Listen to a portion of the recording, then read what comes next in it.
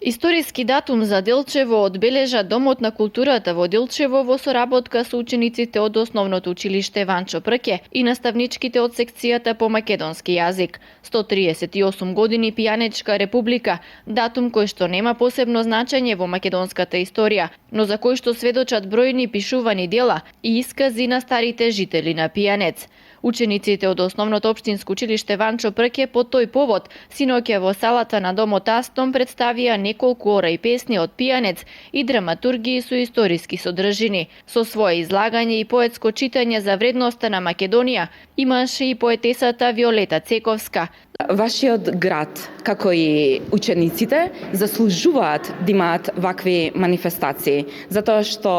на поднебје македонско има талентирани деца и мислам дека нашата земја Македонија е магична и мистична земја, која што навистина раѓа прекрасни деца,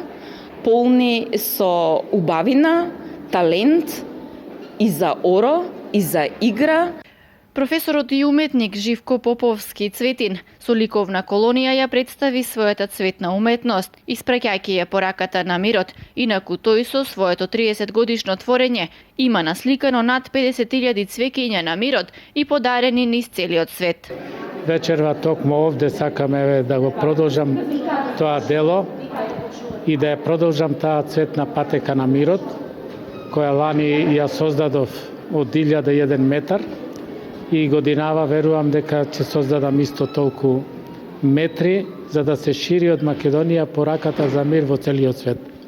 Одбележувањето на овој значаен историски проект на Основното општинско училиште Ванчо Прке и Домот на културата продолжи со практичен час меѓу учениците од двете основни училишта Ванчо Прке и Свети Климент Охридски, каде поетесата Цветковска и професорот Цветин преку поезија и сликање ја доловија суштината на историските настани и значењето на мирот. Сите учесници во проектот ја потпишаа пораката на мирот и на символичен начин ја испратија во светот, пуштајќи ја во водите на река Брегалница.